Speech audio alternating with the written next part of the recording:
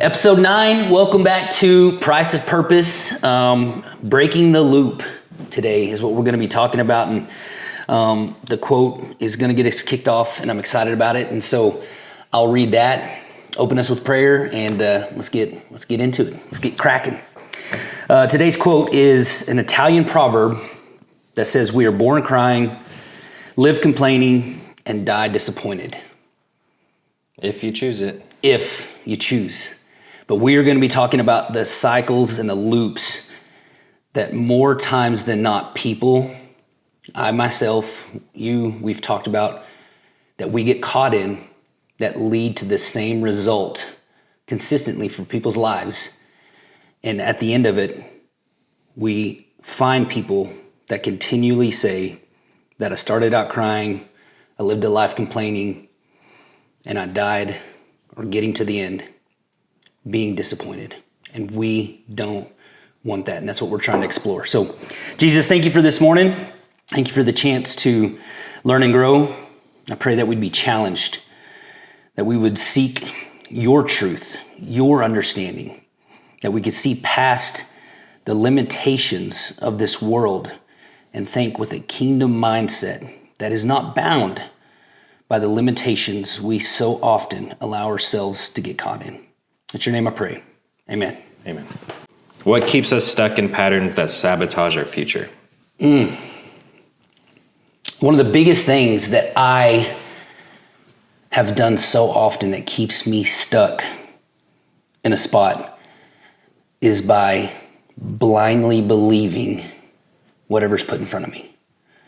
You know, blind faith, even in Christianity, is talked about a lot. And nowhere in the Bible is it talked to where we just have to blindly believe, even God. He has given us instructions, directions. He sent his son to live a life as an example. Jesus gave us an example prayer in the Bible. That way, even if we don't know what to pray, we can use that prayer to consistently impact our life. But when we blindly believe things without questioning, without using our imagination, without saying why, and finding that out and that information and the answer to that question on our own, going on that journey and the adventure that I believe God is calling every one of us to. He is calling us to be trained, to be conditioned. It says in James to consider it pure joy when you face trials of many kinds, because it produces endurance and perseverance. Why would we need perseverance? Why would it be considered pure joy to face trials if we are not training and being called to become something better than who we currently are? And for just being autonomous. Yeah. Like if it's just blind faith and it's something that we are just to throw our hands up and say it's out of my control, I'm gonna let somebody else do it, it would completely negate the relationship factor of growing and becoming the person that looks more like Christ and less like the earthly version of ourselves that is addicted and drawn to sin every day of our lives. I feel like the verse, "lean not on your own understanding," gets taken out of context in this regard.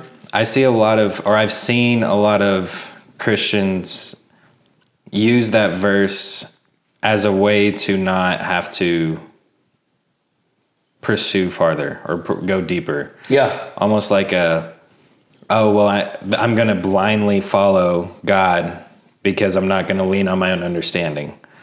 But that's not what that verse is saying. Yeah. Lean not on your own understanding is saying, I'm putting my life in the Lord's. I know where he's going to take me, or I don't know where he's going to take me, but it doesn't not allow me to at least inquire about where we're going. Yeah. I can still seek understanding. I can still ask questions. Yeah. I see people using that, like you said, take it out of context and use it as a crutch to not apply themselves. Yeah. Lean not on our own understanding is saying we need to unbecome the earthly version of ourselves to become kingdom-minded and lean on his understanding. Our understanding usually leads to limitations. Are you saying like don't lean on your own understanding of like, so where my head goes. So like, I like the universe. I like space and stuff, but along with listening to scientists and astrophysicists talk about space, you come across a lot of atheists in that field. Yeah. What you're saying, does that mean like to not lean on my own understanding? It's not to just say, oh, science is the only 100% factual. Is that the same thing, or is that like a different? Somewhat along the lines, but yeah, like leaning not on your own understanding is even seeing what science does have right and saying my limited knowledge of how the universe came into existence and it works can be supplemented by even exploring the deeper knowledge of what science has shown, how the universe came into existence and how it supports the Bible. Dr. Frank Turek is one of the best examples. And I recommend you guys go look at Frank Turek's work in using Christian apologetics of how science does support the Bible and how, as they've gotten deeper into even the atheists, understanding how the universe works, it supports the creation story in Genesis. And so diving deeper into that, understanding how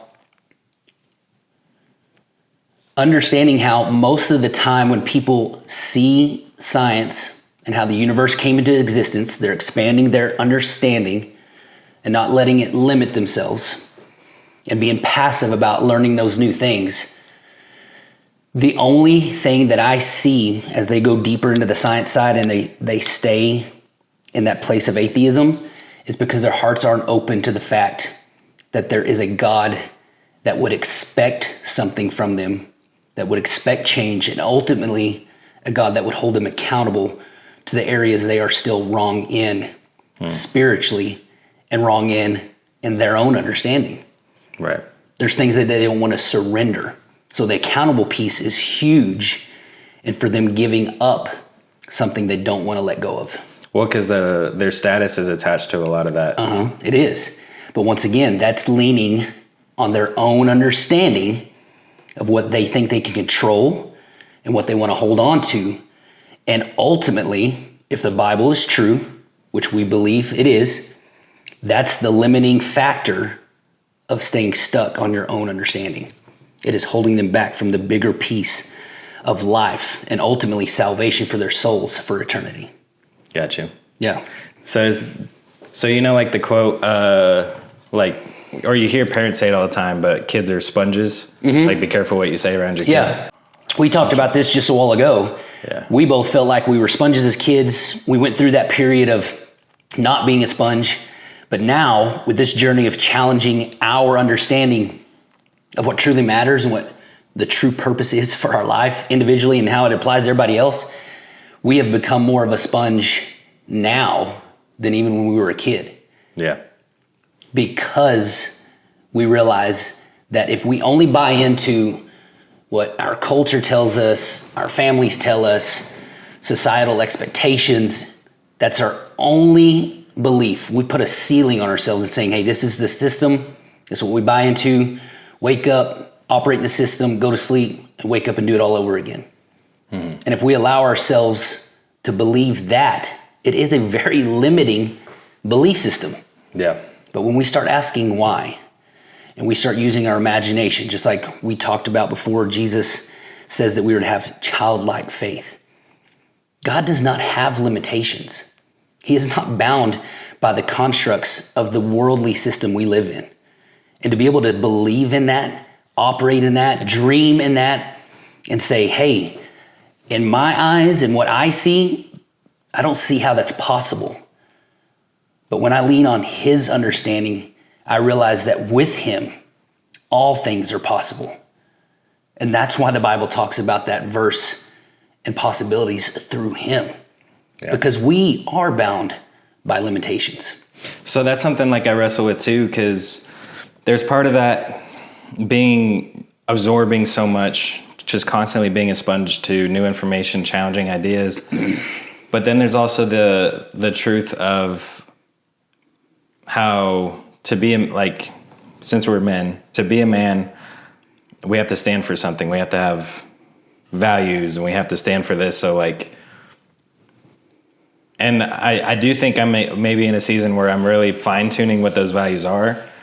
How do I stay open to absorb and to constantly challenge my ideas, but also be confident enough in a certain set of things? Does that make sense? No, 100%. It's because the ideas that are non-negotiable have already been tested as absolute truth compared to God's word. That's why I say, like, I think I'm fine-tuning those. Yeah, because when you experience that and walk through those pieces and you realize, like, this is the ultimate truth based on what God designed, those are non-negotiable. You know, I've said for many years, it's very rare to find somebody who has a belief in anything that is so deep and so strong that they are willing to die for it. You know what I mean? Right. And the only way you can get to that level is, it's the same principle of your true best friends are the ones you've had the hardest conversations with. Because you've been through the trenches, you've been through those tough moments, and you came out on the other side together. Yes, 100%. Every relationship's going to face adversity. Yeah. But the best relationships are open-minded, and they're open with their hearts to say, hey, I welcome accountability. When you bring that accountability, I'm open to having the conversations, no matter how difficult they are, to navigate how this impacts us, what is true, how have I missed it, how have I gotten it right, and then how can we move forward of consistently doing those things that are healthy for the relationship, and how can I build a discipline and habit in my life to avoid and remove the unhealthy habits. Well, and that's so important too, because it's very easy to look at a hard season and confuse it for, oh, we're just having a rough season, but you may just be repeating the cycle. No doubt. Like to open yourself to say, hey, what am I doing that is consistently putting me in the same spot in my relationships over and over? Yeah. But most people, and it's hard, it is being willing to look in the darkest places of your life and your heart and say, man, what do I have to admit that I have consistently been doing, that I allowed in my life to put me here? It's the ultimate form of accountability when you can hold yourself accountable and take ownership of saying, I've been doing this to cause myself to repeat unhealthy habits and cycles in relationships with my spouse, my kids, coworkers, friends. And I now that I've looked into it, I now have the responsibility of doing the work and changing my habits to remove them. That's good. So not only is it hard to acknowledge and admit that, but then it's also hard to say, well, man, now I've got to become a different person in some areas to become a better version of myself, to keep myself from being in this cycle over and over. And the sad thing I see too, I saw it in myself, especially whenever I was first going through it, but I feel like a lot of people are afraid to confront that because they realize a lot of issues, and not everybody has these issues, so not everybody's going to relate, but people that grew up in very abrasive childhoods, they almost hesitate to talk about it because they're like, I don't want to sound like I'm mommy issues, daddy issues, whatever. Like I don't want to be that guy. And it's like, you don't have to be that guy. You can still acknowledge what it was for what it was. Yeah. You don't have to. I mean, there is a part of that. Like,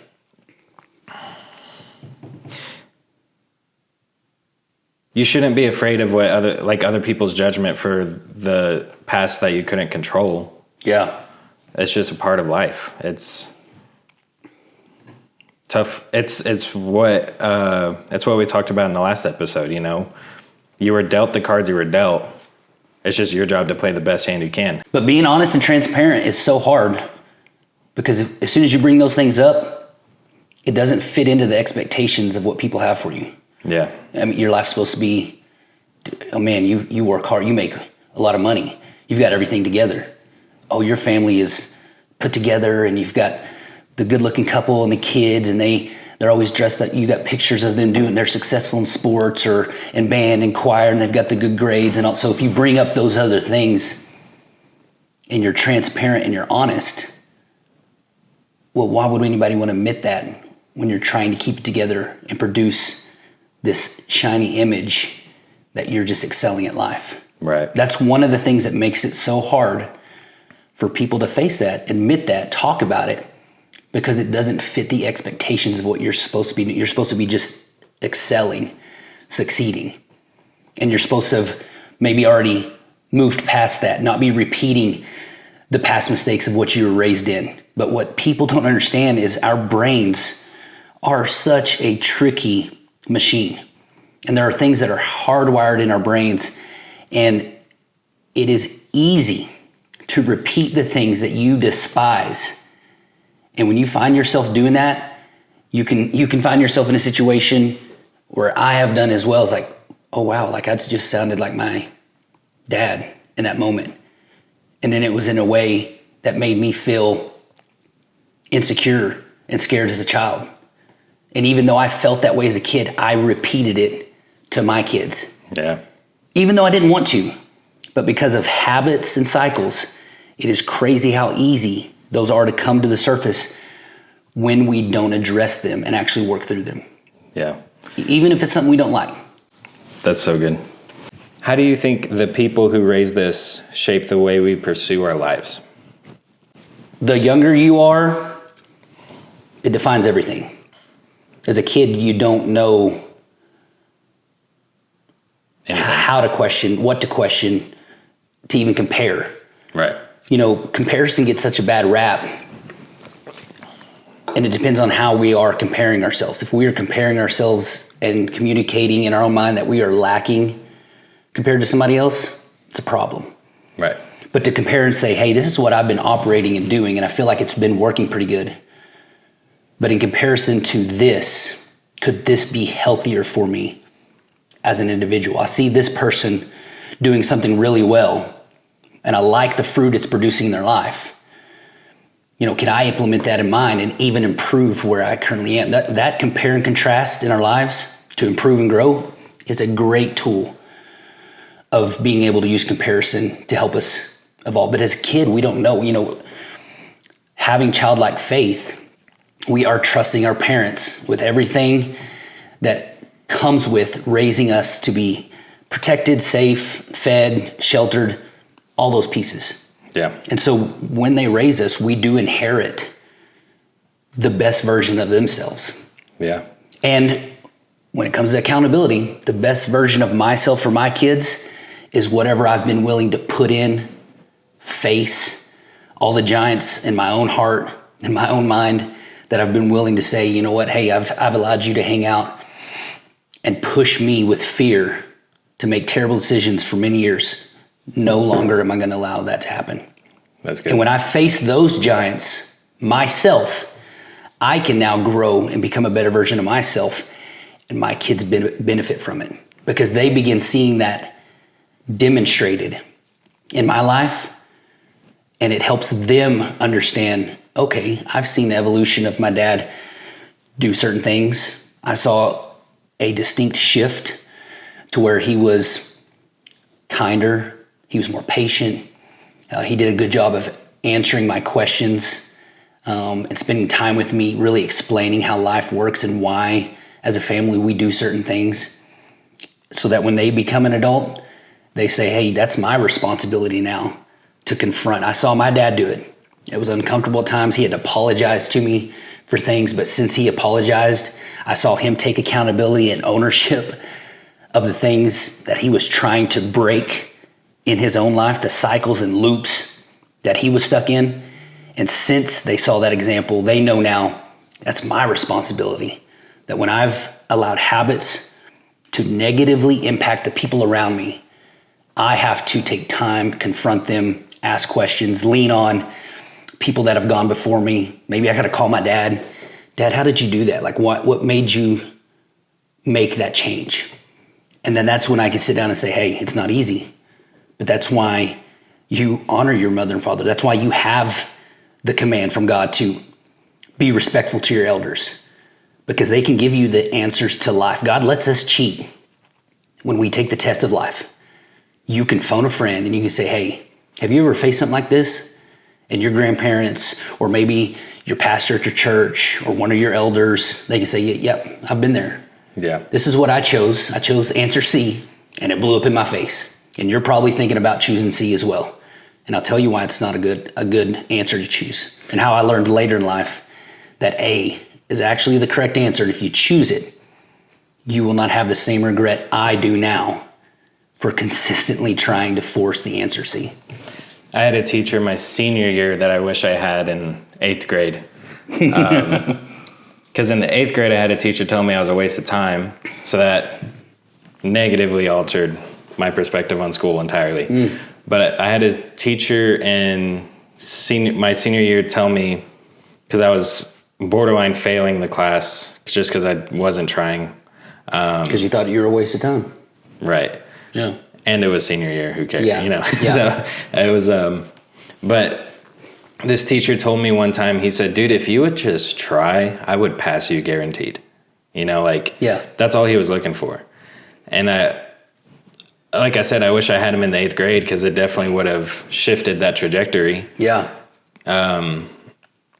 Because at the end of the day, that's all that matters is, are you trying? Yeah. Because the more you try, the closer you get to that, whatever it is, finding your purpose, finding your career, finding something you love, finding the person you're going to spend the rest of your life with. Like, you got to get out there and try. Mm-hmm. The only way you guarantee yourself losing is by not trying. Yeah. And I think that's all that teacher expected of me, was just to try. And if I would have known that the bar was set that low, I would have not self-deprecated so much. You know? That's deep. And that's just a few words that he spoke to you. He gave value to your effort. Right. When originally you thought it was just worthless, potentially, or a waste of time. Yeah. To even apply yourself. Those words gave your effort, just your effort, value, and gave you something to shoot for. Man, if I knew that, well, that's where I would go with, just to go a step farther than family, like how the people that raise you shape the way you pursue things.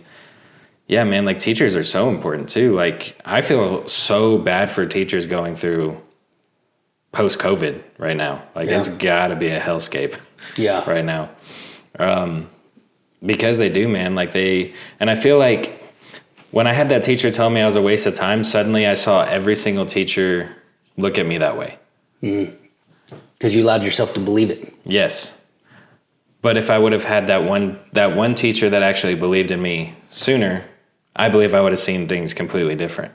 I feel like I would have definitely applied myself more. And this is not me, like, blaming the teacher for me not trying. That's ultimately on me. Yeah. But again, as a kid, you're so open-minded to everything. Yeah. So you just take everything as truth. Easily influenced, at a younger age, yes. 100%. Yeah. Yep. We do say that a lot. 100% we do. Why do we resist accountability even when we know we need it? Well, it sucks being held accountable. It sucks being confronted with the change you got to make. And this one's tough. This one is maybe one of the biggest hurdles for any human to have to face, to break out of the limiting beliefs that they have, to really explore the excitement of life. So I'm going to ask this, but I'll give you an example. What was the hardest truth you had to receive that shifted the trajectory of your life? So, example, when I volunteered for the church for 7 years. I was the most tenured volunteer in the youth group. When I was 18, a position opened up to be the intern. And I thought I just had it in the bag because I was like, I've been here the longest. That's it. Yeah. But it's just expected, right? Yeah. Yeah. And so when I heard the job was offered to somebody else, I went to lunch with my pastor and I started to kind of grill him. And I was just like, dude, what the heck? Like, I've been here the longest. This person's been here 2 years. I've been here 7. You know what I mean? And he just straight up asked me, where's this entitlement coming from? Why are you so entitled to that position? And I was like, what do you mean? And he was like, well, sure, you've been here longer, but you also show up late. You show up when you want to. I can't rely on you. Why would I hire you? Just straight up like that. I broke down crying immediately because that sucked to hear, man. Like that. Yeah. But that took me back so many instances in school of thinking I should have made the drum line because I was first chair, and then second chair got it. Why? Because I skipped concerts, I skipped practices, I skipped, So I had developed this entitlement mindset of, if I just spend the most time there, who cares if I'm reliable? It's about time. Like, I spent the most time here, I should get the position. You know what I mean? So like that truth really sucked, but it taught me humility really quick. Yeah. It taught you to self-reflect, I'm sure. Yes. That's the one for me, was the fact that I was excited about exploring things in life, but I was so fearful about looking in. It allowed me to believe so many things about myself that weren't even close to who God says I was. And so having to admit the fact that I was operating as an individual in a way that was completely missing the mark was hard to swallow. It's the same thing we talked about in section 1. Admitting and seeing those giants spiritually in my heart, in my mind, and actually saying, hey, I'm here to remove you and no longer allow you to be part of my belief system, my foundation of what I believe, was super hard. Yeah. Because being kind to others, being giving and sharing and doing all those things and not applying that to my own life allowed me to have an identity that was completely false. Right. Putting myself down and believing negative things about myself from what was said to myself as a child, different circumstances that I'd walked through that I'd messed up, and thinking, man, that is just who I am. Just a broken, messed up, gonna make this a mess person. I believed it. Saying negative things to myself, even though I knew that God wouldn't want me to speak those over other people, was one of the hardest things that I had to realize, to hold myself accountable to God's word. It's perfectly normal to want to be Superman. Everybody wants to be the hero. But even in the story of Superman, what did he lose? His planet. And like, I think that's why that story was written that way. It was like, he had all the power in the world, but it wasn't enough to save his own planet. You know what I mean? Yeah. So it's, everybody wants to be the hero in their story, but as soon as it starts feeling like you're not the hero, you don't want it anymore. Yeah. Or you'll do things to mask that insecurity. You'll do things to cope with falling short of whatever that trajectory was. Yeah. I mean, that leads into, you think about substance abuse, phones, doom scrolling, watching shows, movies, the things we do to avoid facing the hard realities that are holding us back. I mean, it's so easy nowadays. Alcohol, cigarettes, tobacco, weed, drugs, they've been around forever. But technology, the internet, shows, movies, social media accounts, the ability to be able to check out from your own pain is so easy. But to actually dive in and say, hey, what is this thing that you believe that's actually untrue, that's holding you back from becoming the version of yourself that you look at and you're like, wow, you are special. Yeah. You are loved. You are powerful. You are talented and gifted. You have something to offer. And when we can get to a place where our definition of ourselves is something that inspires us, you talk about purpose being born, because suddenly it no longer matters about whether you're surrounded by people that encourage you or inspire you or make you feel better about yourself. When your own version of your identity in your mind matches who God says you're created to be and you believe it, suddenly you are the source of inspiration. You are the one that you say, when I come into a room or my family or my workplace, I'm the one that brings the peace, the excitement, the sense of adventure. I'm the calm when everybody else is frantic and doesn't know what to do.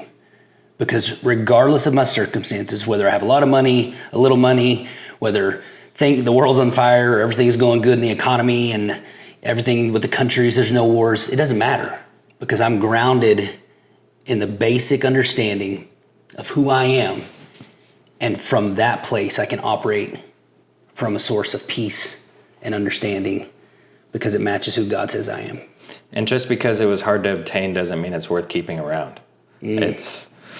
I see that a lot in people of, well, I put in all this time at school, I put in all this time at this job.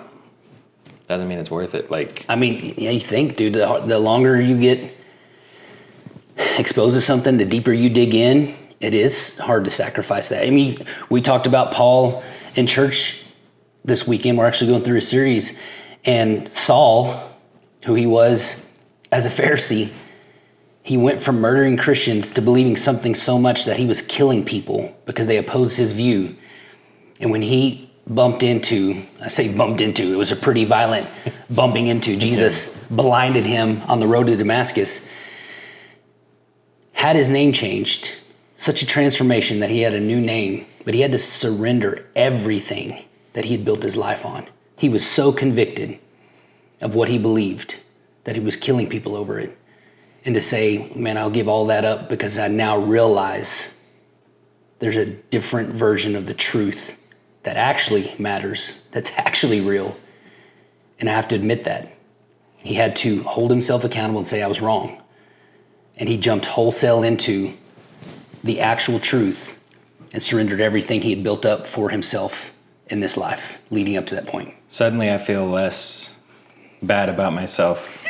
Talking about Paul, yeah. Well, that's what our pastor talked about this, and it's like, people will say, and I've said this, I don't think God can forgive this certain thing, or maybe it's a handful of things, or maybe just in general, you feel like such a bad person, I don't think God could save me. Like we discredit ourselves so easily when we have a negative view of ourselves. And he said, if God can save Paul, who was literally murdering Christians for believing in the Messiah, I think you can find forgiveness through what Jesus did on the cross for you.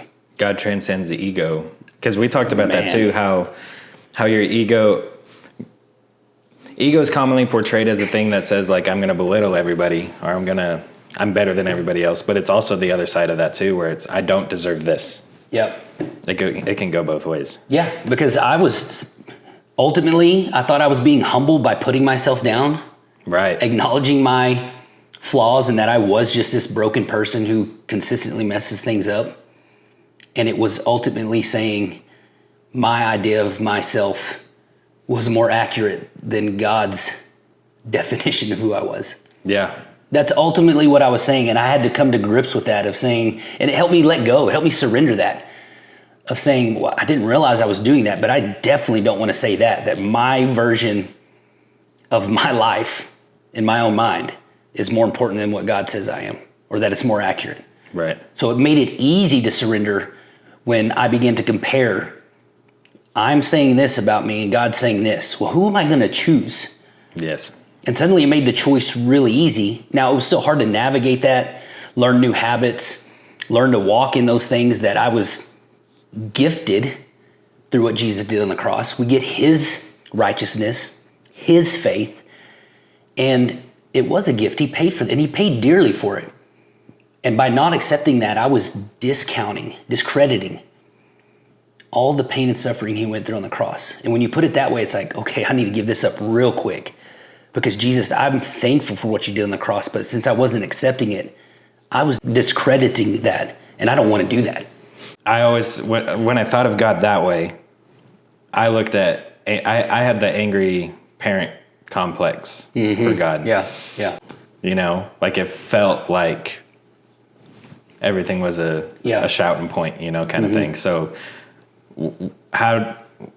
for you, what did you do? What was the realization you had that was different about how God actually holds you accountable? Yeah, it went from a place of pride of saying, I don't want to be told what to do.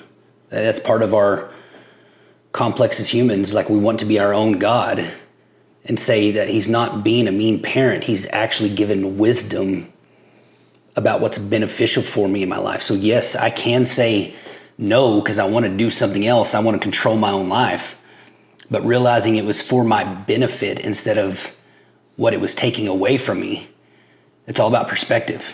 I thought I was losing something that I really wanted, only to realize, like King Solomon says in Ecclesiastes, this stupid thing that I was chasing so hard, in the end, is going to be worthless. It's chasing after the wind. It's pointless. And so realizing that I'm giving up nothing to gain everything. Right. When I shifted that perspective, I felt silly in the first place of even fighting giving that up. Yeah. But I was placing value on something that never had the value I believed it to have in the first place. That's good. So it's hard to admit that, especially if you, like you said, have fought so hard for it and even told people that this is so valuable and is so important and that they should even do that in their life. I mean, the one example I think of that even drives me crazy is when people are so hard on either the upcoming generation or whatever it is about, you need to go to college, you need to get a degree, you've got to have your 401k dialed in, you've got to be looking for every opportunity to advance in your career and all that stuff. And then that's the basis of their guidance for you. Like, you must do this because it's so important.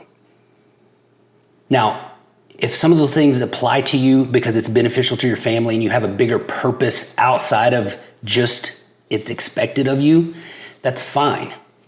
If you have a genuine agenda to impact the kingdom of heaven through what you're doing, and there's some very big reasons that line up with God's truth why you're doing that, that is great. Those can fall into line. But the fact that that's the only expectation and you should just do it because it's the most prudent way, that's where it becomes frustrating, because people are trying to push something onto you, a system onto you that may not fit where God's calling you to go. Right. I mean, you think about people called to missions, move to a different country. They give up so many different things. People that want to start a business and to take all the risk and refinance stuff and borrow money just to get something going that might not work. So few people understand that because it doesn't fit into the expected, hey, if you just do this, you'll be safe. Mm-hmm. Well, safe from what? We're all going to die. Like, we are coming to the end of our time. We get to live this life once. I want to know what I can truly pursue that brings fulfillment and feeds into my purpose of what God created me to be. That way, when I get to the end of the life, and then that way, when I get to the end of my life, I say something like, wow, that was a wild ride. I don't get to the end of my life, just like our quote says, and die disappointed. Yeah. It actually brings up something that I wanted to share that has been a huge eye-opening experience for me, and it's actually Bronnie Ware. I'd like to read just the top regrets she found of humans. She was a palliative care nurse, I believe, and as she was taking care of people in their last days of life, she was consistently asking people their biggest regrets. And here's the top 5 of what she found. Number 1, I wish I'd had the courage to live a life true to myself, not the life others expected of me. Expectations, yeah. Once again, yeah, bought into the system. Yep. Number 2, I wish I hadn't worked so hard. Interesting. Number 3, I wish I'd had the courage to express my feelings. Felt that, yeah. Number 4, I wish I had stayed in touch with my friends. Yep. And number 5, I wish that I'd let myself be happier. It's a choice. It is a choice, because once again, I'm following a guy right now. I don't know if you've seen this guy on social media. He worked at Discount Tire. he realized that he did not want to, he came to a realization. He didn't want to be a part of the corporate scene for the rest of his life. He cashed in his 401k. Oh, that was the other piece. He also got a diagnosis, something to do with his spine, that could make it very easy for him to, I want to say, become paralyzed, even potentially be life-ending if he was to, get bumped or hit too hard. And it was a realization of his mortality. Right. So coming to the understanding that life is already so short, even if you live to be 100, but him realizing that it could be even coming to a close sooner, realizing he was unhappy in the corporate scene, he cashed in his 401k, sold everything, bought a sailboat, and he is currently on day 10 or 11. I've been following his story. Oh, I saw this guy. Yeah, he sold everything, and his dream was to sell From Oregon to Hawaii. Yeah. But he wants to sail the world. That's what he wants to spend his time doing. Him and his cat are sailing right now out in the middle of the ocean. And you can see, like if you go watch his older videos where he started videoing from when he worked at Discount Tire, he just posted a video of when he was selling everything, still in his Discount Tire suit and all this stuff. He was making the jump to where he is now. You can even see the countenance on his face is different. The joy and the peace of saying, I believed in me enough and wanted to take a chance on my dreams, the vision of how I wanted my life to go, so that when I get to the end of it, I can say, I took the jump and did something that I knew if I didn't do, I would regret. If he was at the last days of his life in palliative care, he would say, I wish I'd have gone after my dream of sailing around the world. And even with all your points that you brought up from the book, it's also important to remember it's okay to be wrong. Would you rather go the rest of your life living in this mistake and this wrong way of thinking, knowing that you're doing wrong, knowing that this isn't really what you want to do? It's mind-blowing to me that the majority of people that get degrees don't end up using them. You got to be very intentional with it. It's a lot of money. To just throw it. Like, if I'm going to spend that much money, I'd rather at least do something. And that was my excuse for dropping out of college was, well, I don't want to keep spending money in pursuit of just trying to find whatever it is I want to do. Yes. I'm not going to just keep shoveling money away. If I am going to be shoveling money away, I'd rather do it on experiences or... Like right now, I'm not putting money into the stock market because right now it is more important for me to invest in the business I currently have right now. Yeah, and learning the skills necessary to keep making you money. Yes. Yeah. But that came from what started off as false humility, which was the I don't deserve this, what I thought was being humble. Ultimately finding humility through it. And now, like, if we're both pretty equal-minded, like we both obviously like see things the same, but we have had moments like we've had disagreements and we've been able to have healthy conversations about it. Yeah. That's what's so important, is that you can engage in those conversations that challenge your ideas, because ultimately that's either going to reveal that you were in the wrong mindset or you had the wrong perspective or wrong information, or it gives you an opportunity to share that truth with somebody else. 100%. Yeah. But again, it's just, if you're in a position to where you feel like you made a mistake or you just have to ride it out because you're just stuck in a position, whatever it is, it's okay to be wrong.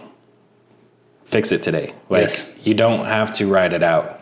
Nobody cares about you that much. Like, nobody is gonna, the people that are gonna look at you and say, oh, remember that stupid thing you did way back, man, those aren't life speaking people. That's not who you need in your circle anyway. You know what I mean? Yep, definitely. And if you realized how quickly the living forget the dead, you would stop living to impress them.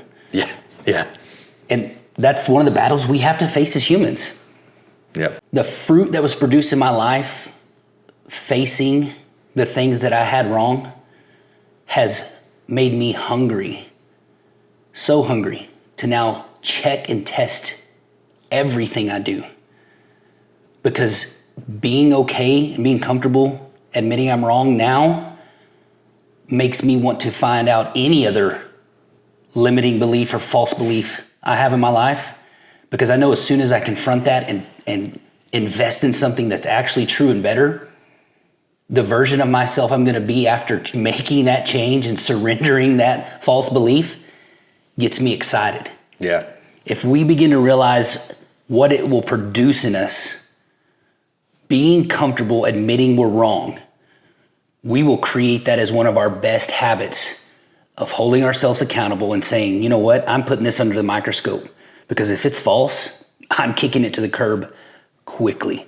Because as soon as I cut that out and prune that off, I know that when I pick up what is actually true, it's going to grow me and fulfill me so much more, give me a different perspective on life that gives me peace throughout the day, helps me feel comfortable in my own skin. I'm actually rushing into those opportunities now instead of hiding from them, because I've experienced the benefit of surrendering those false identities in my life. Right. So now it becomes a skill set instead of like this thing we just dread. Man, I don't want to face things in my life. I don't want to question that, because if I question it, it's wrong.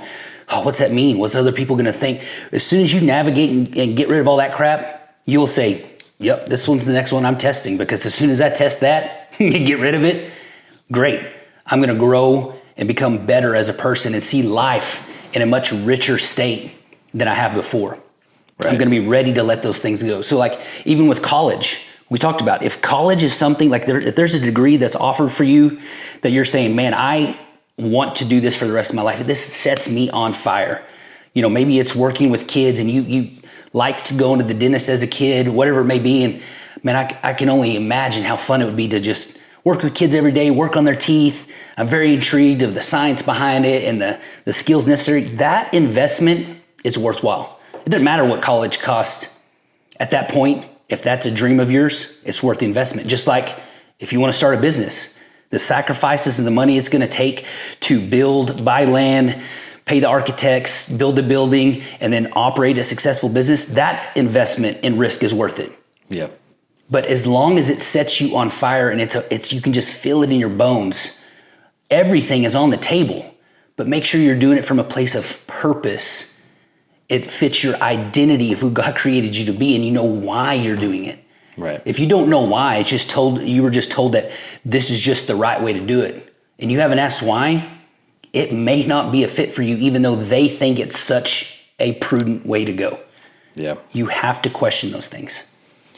And just another thing to add too, to be self-accountable doesn't mean you have to be mean to yourself. The thing that helped me fix that was somebody said, if you're seeing if you're holding yourself accountable for all the mistakes you made, but you're also not rewarding yourself for your successes, you're just being mean to yourself. You're not holding yourself accountable. That's good. So for me, like when I do something good, I make a good edit, I have a good shoot, I had a good meeting, I will actually just physically pat myself on the back. Because for me, it's that same feeling of like dad patting you on the back or whatever, but it gives me that reward, that internal validation that I need to just celebrate. You know what I mean? Yeah. Because it's so easy to get stuck in going, growth. But as soon as you hit a milestone, you're like, all right, next one. You got to take a moment to reward those successes. And it's a lot easier to do if you have somebody along on the journey with you. So like whenever we've been meeting and I would change a habit and you would notice it, or I would have a perspective shift and we talk about it, you were always really good about celebrating that and, making me feel good. So thank you for that. Yeah, of course. But again, like it made it that much easier having somebody there to acknowledge it for me. Cause sometimes we just get blind to it ourselves too, but you have to celebrate yourself. 100%. Yeah, the celebrations for yourself is the start. And then it also helps you be willing to selflessly celebrate others. Too many times when we're comparing ourselves to others, we don't like celebrating other success because it makes us feel inferior.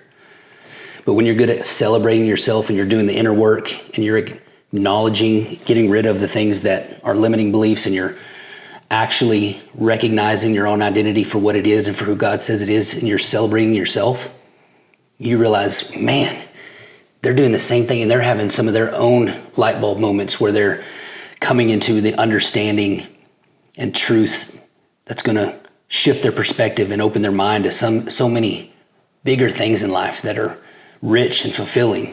And it helps you celebrate other people because it doesn't make you feel inferior. It makes you feel connected. It helps you relate instead of feeling like you're falling behind. So that's Perfect. Huge for sure. And so, man, I've enjoyed, you've done the same for me, been so positive and encouraging. And you're right, doing this journey with somebody that's also trying to face so many scary things and take a risk and gamble on ourselves and hold ourselves accountable. It is encouraging.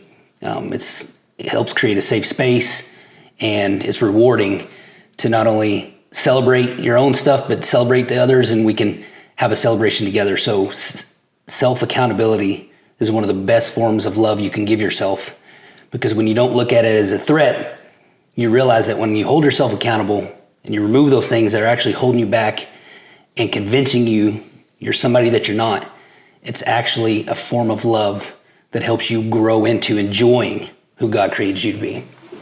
So what does it take to truly break a cycle? I think the biggest piece to start is questioning the truths you've believed in. What leads you to that question? Because there's got to be something that prompts that question, right? Right. The question is everything I'm doing with my life, what I'm investing my time in, my money, my thoughts on a daily basis, is it the best system that's going to lead to a life of fulfillment and purpose? I mean, you got to think about it. How many times have I caught myself on a daily, weekly, monthly, even stacking up to years, where I'm consistently allowing my thought life to be on things that are stressful, expectations of what other people have for me, fear of not being enough, all of those things. And a lot of times, I would probably say all of the time, when I've actually broken down and asked, why am I spending so much thought time on those things? It's usually based on fear. Fear of not making it, fear of not taking care of my responsibilities, fear of not measuring up to society's expectations of how successful I should be. A big one is fear of what my parents and my wife's parents think about how good I'm taking care of my family. And when I asked why, it changed my perspective of saying, okay, why have I given so much value to what others think? How come I haven't stopped to ask a lot more of what are my expectations of what I want my family, my career, and the end of my life to look at? If you're looking for other people's validation of your performance, it's never going to add up, because they hold themselves accountable differently than you do. Not only that, their expectations are different. Yeah, well, no, but they do hold themselves accountable differently, and their expectations are different. And so I could be trying to succeed in an expectation that has nothing to do with who I was created to be. That's where the drain comes in, of when you're fighting so hard to be successful at something that doesn't fill your cup. That's where burnout comes in. And that's where people get fed up with when they're in 20 years into a career and they realize that they've only been doing it to meet the expectations of other people. There's zero purpose in that. And when you find yourself in a place in life where you don't have something bigger than yourself to believe in and why you operate each day, it is hard to wake up and go out and do that, especially to do it with excellence, to do it at a high rate of success, because you're not bought in yourself. You have to want to do it, yeah. Yeah, and that's the point about saying, I am going to go on a journey to understand me, believe in me, create habits in my life that help me feel comfortable in my own skin. And then when I understand what I truly want by the end of my life, I can now begin setting up directions, just like plugging in coordinates to drive from here to Dallas into GPS, Google Maps, Apple Maps, whatever it is. When I know the destination, I can begin plugging in and start getting, hey, at this point in your life, 12 months down the road, you need to take a right. In 6 months after doing X, Y, and Z, you'll be ready to take a left, and you'll travel X amount of miles down the road on that path as you're growing to get to the next stop. And it becomes very intentional and clear cut when we are very clear about where we want to be in the end. But a lot of people don't like thinking about the end. Right. You know, facing your own mortality, especially if you're not willing to face the things necessary to reach an epic ending in your life, why would you want to think about the end? You're not even confronting the day-to-day stuff that's for sure holding you back to becoming that epic version of yourself that God created in order to reach that destination. It connects to the patterns that we talked about earlier. It's so easy to get stuck back in those. Yeah. And I think, so for example, somebody that's just left a bad relationship can struggle in a new relationship by falling back into the old patterns, even though they can say, oh, like this last relationship was so bad. They treated me bad. They did this.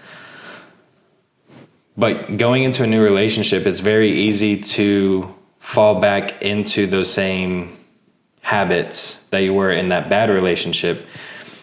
And because in your mind, you think of when you think back to that bad relationship, you think, oh, that I didn't enjoy that. That wasn't comfortable for me.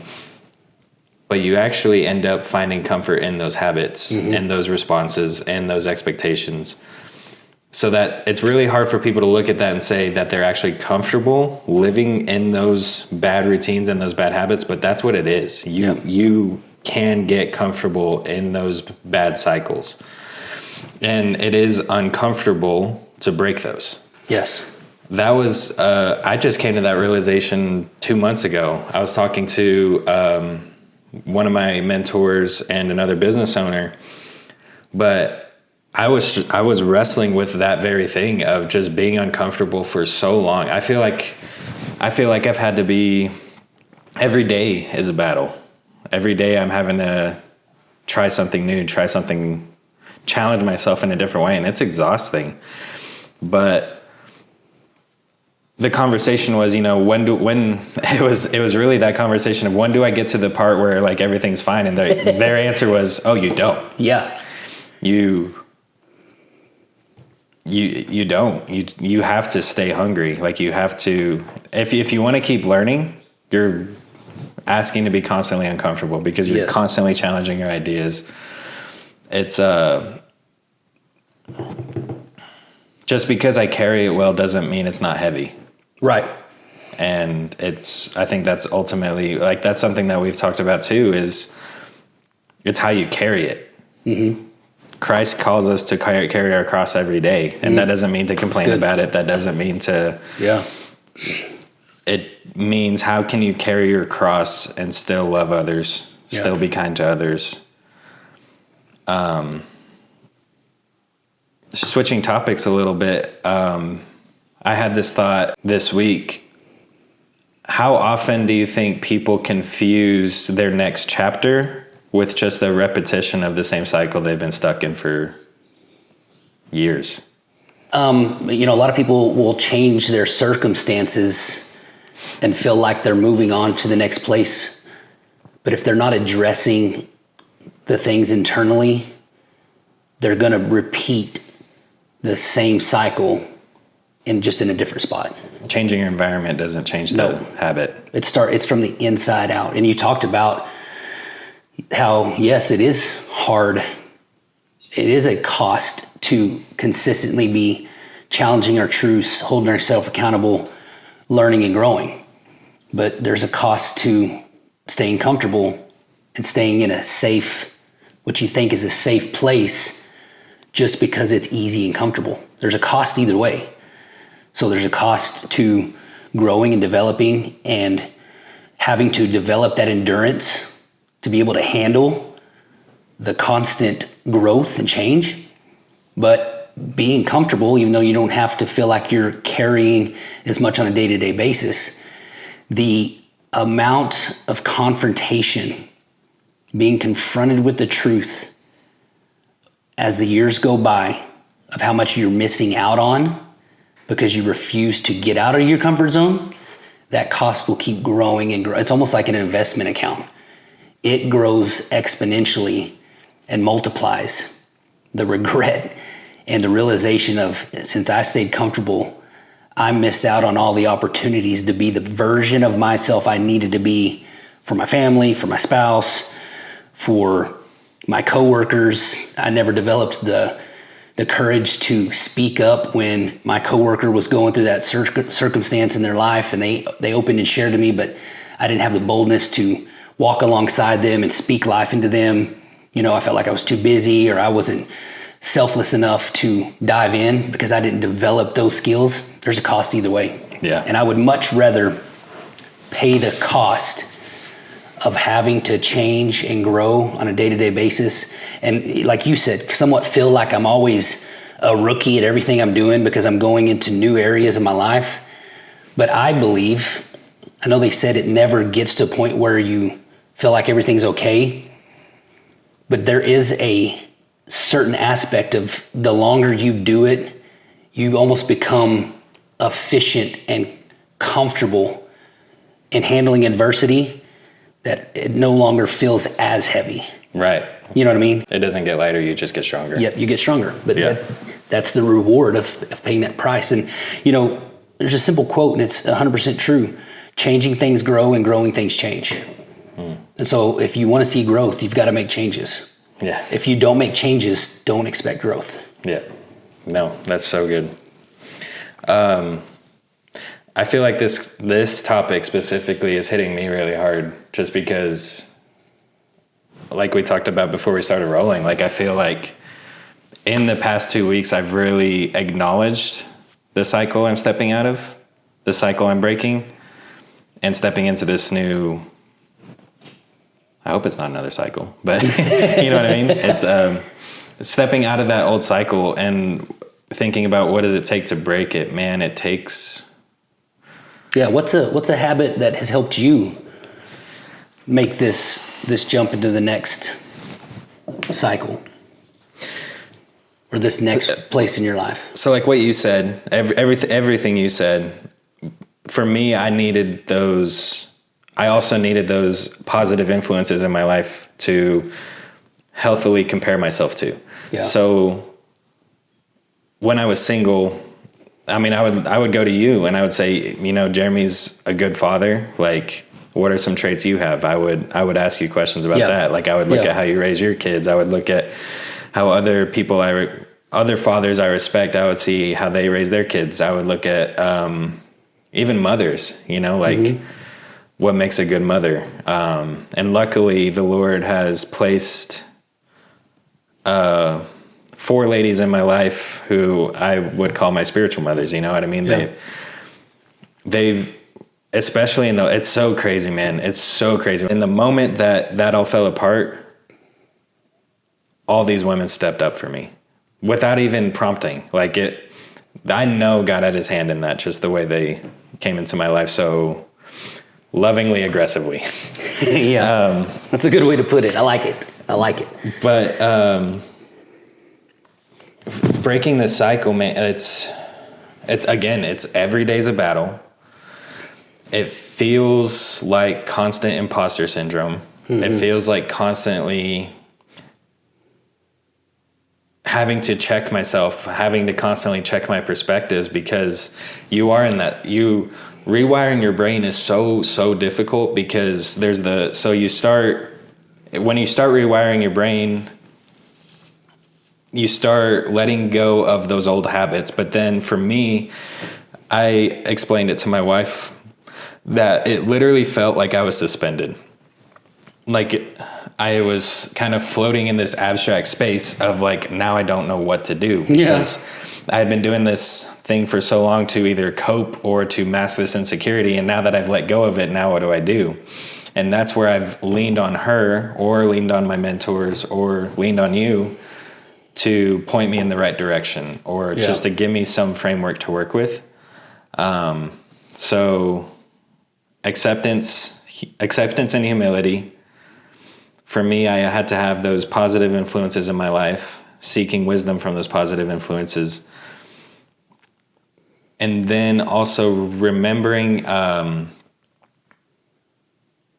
for me, honestly, it was just being nice to myself. Like I really just had to like same here. Be nice to myself, you know, because ultimately what it was I was being so mean to myself because of how I was conditioned to look at myself throughout my upbringing. I'm not saying my parents didn't love me. I know my parents loved me. There was a lot of other things that clouded that for me, though. So which is usually clouded for them as well, and that's how that gets passed on. Right. Now stepping into that, what it takes to break that is complete trust, actually. And that's very difficult. It's very, the more I take my hands off the situation, the better everything has become. But we have that, we want to control the situation. We want to control it. But I'm telling you, the more I've literally just put my hands up, the better everything has gotten. And that's been so hard when I've had a firm grasp on every aspect of my life for so long, you know what I mean? So really had a firm grasp, right? Like we think we have that control. Thank you for clarifying. No, that's 100%. I mean, I was in the same boat. And then some other like little practical things. Again, it's listening to those podcasts, like I've mentioned before, listening to the podcast where they talk about this feeling is normal, keep going. Having those conversations to say, I may not relate to that yet, but as soon as I get there, I'll know to keep going. Because those moments did come. Those moments have come where it didn't feel right. But I know even Theo Vaughn talking about every day's a battle, but you have to keep going. That's all I need, you know? So there's some practical things I do. One thing that you mentioned, or that you didn't directly mention it, but is what we both have talked about and we are experiencing as a benefit in our life, it's consistency. Yes. We're consistently trying the things we know that are going to help us grow as individuals. And on the days you don't feel like it, on the days you may not even believe it, like you said about being nice to yourself and loving yourself, being consistent at saying, hey, I don't even believe this about myself right now, but I know I'm wrong in thinking that about myself because of what God says. So even though I don't feel like it right now, I'm going to speak affirmations over myself, acknowledging God's handiwork. It can be so easy for us to compliment and believe great things about other people, and so hard to compliment and believe great things about ourselves because we know every depth and inch of our hearts, past experiences, past mistakes, the evil that has come out in our lives and choices and actions and sin. But in spite of those things, I'm going to consistently acknowledge God's handiwork because he's the ultimate source of truth. And the consistency has paid off a ton in our lives. Jocko Willing talks about discipline all the time, and I thought, man, that's great for working out and exercise. And I am passionate about those principles in exercise. I've coached for years and I've seen it played out, in sports and athletics. If you're disciplined, it will grow you and pay off in the long run. But even on the most basic principles of our identity and spiritual aspects in the matter, discipline is key. The saying it's non-negotiable. I have non-negotiables in my life that when things go crazy, I'm not going to fall back into the things that got me stuck in those unhealthy loops. I'm going to sit down and pray again today, because being consistent in my prayer life has just been eye-opening. I've prayed many times in my life and gone through chunks of being consistent in it, but not, others and different things like that. Just consistently praying, even when I don't feel like it, has produced fruit in my life that has been so beneficial. And it's that discipline of saying, I don't care what's going on today. I might have missed it this morning, but before I go to bed tonight, I am checking off my prayer time and I'm going to spend time with the Lord.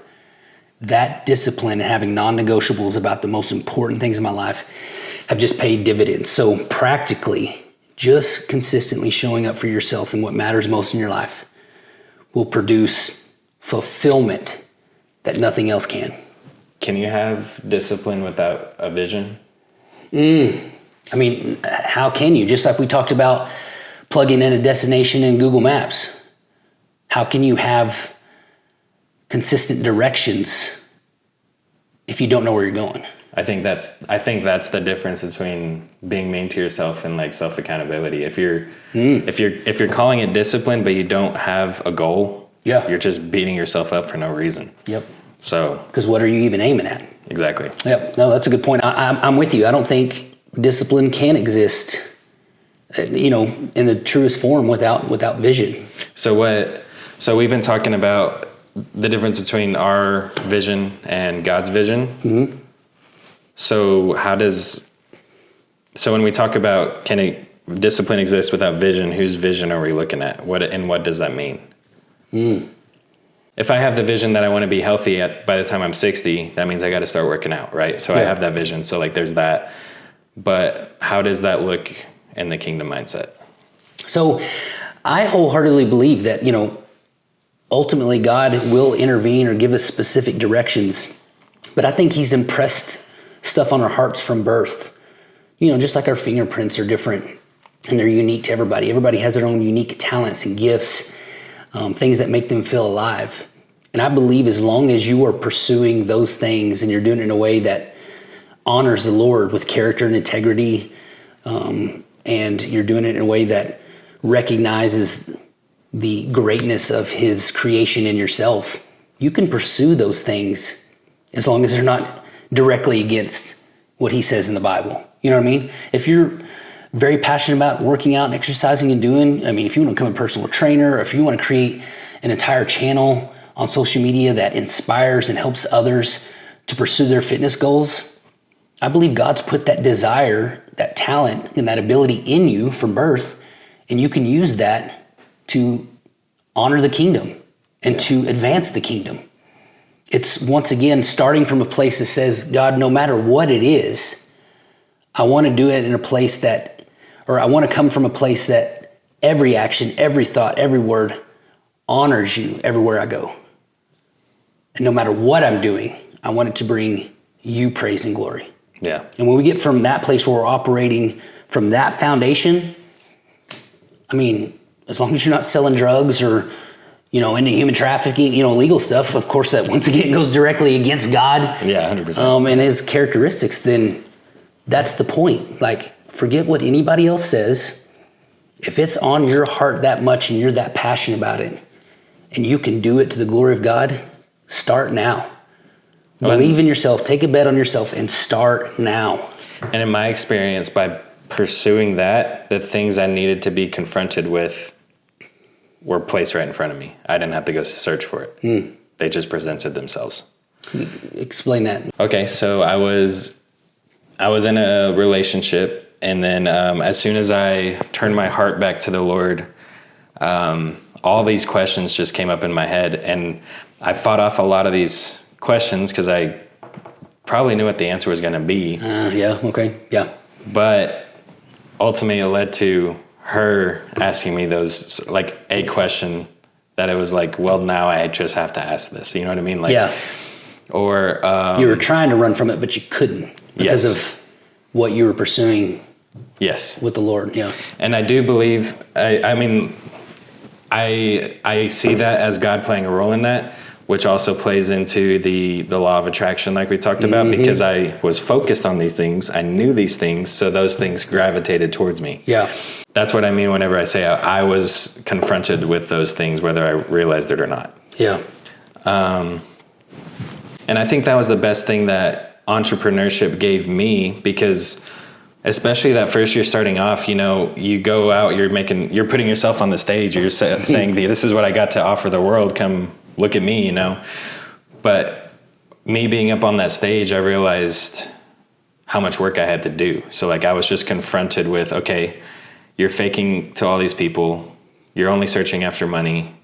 You're seeking for yourself. I was confronted with all those things immediately. So that first year for me was rough because it showed me it wasn't my product that I had to sell. My product was a byproduct of who I was as a person. That's good, yeah. So if I was a mediocre person, my product suffered that much more. Yeah, if you're running from the accountability needed to be the version of yourself to give an excellent product to somebody, your product was going to suffer. Yes. Yeah. Everybody's confronted with those things, but it's whether you choose to face them or not. Thanks for tuning in this week. If you are unfamiliar with the podcast, we release each full conversation on Saturdays, and we break it up into 3 videos to be released Monday, Wednesday, and Friday leading up to that Saturday. For your busy schedules, if you prefer the shorter form content, we got that available, or you could just wait till Saturday for the full videos. So thank you for tuning in this week, and we'll see you next week. See you later. It's a wrap.